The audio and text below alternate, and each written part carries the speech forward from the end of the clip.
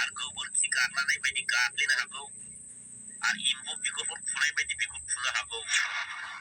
खुलुमबाय गाइस, दा बे साननैसोआव बिराद गरमा गरमि दंखिलायनाय ट्रेन्डिंनि सोलिबाय थादों आं रायजो राजाफोरानो लोगोफोर नङा होमबा नोंथांमोन BRB कमेन्ट चेनेलनि मालिका माने सोरखौबा एम्बु बिगुर फुनायफोरबायदि गोबोरखि गारलानायफोरबायदि गारलानो नागिरदों। माने बिराद पावारफुल जाबाय बियो। गोदो BPF सरकारनि आमोलाव बिसिनि एगेन्स्ट बुंगोन लावथि बारखोहोग्रा हुदा दंखायोमोन। ओमफ्राय सोरबा जुदि बिसिनि बिरोधि जौ लोंनानै जानायफ्राव माबा मोनसे बुंहैबा माने बुख्रुब सुख्रुब खालामग्राखामोन। बिसि फिसाय नांलायबा बुग्रा दंमोन बिसिनि हुदाया।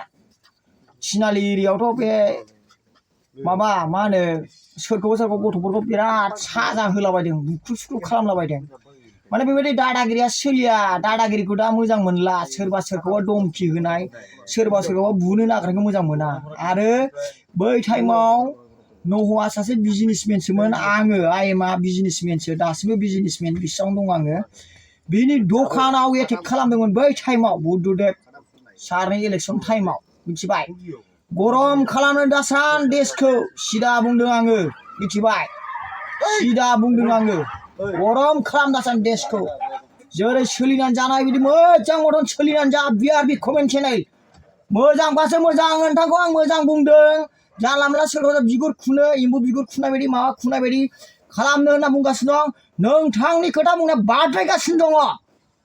नों बेसेबां गुदिनि BPF, जोंबो BPF खालामनानै जाबोनाय, खिन्थु जोंबो गवाखै बे टाइमाव। जोंबो मोसौ बुनायफोर बुजादों, मिथिबाय? न' इन्जुर जोसिनासो गबावदों आङो। साला खुथाफोर नोंसिनि बायदि मोसौ बायदि बेबहारा सोलिया। मानसि गाख्रेबनांगोन, मानसि बुथारनांगोन, बे सोलिया, मिथिबाय? सिदा खोथा बुंदों आङो। सोरखौ आवलायनो नागिरदों आवलायनाय नोंसोरो?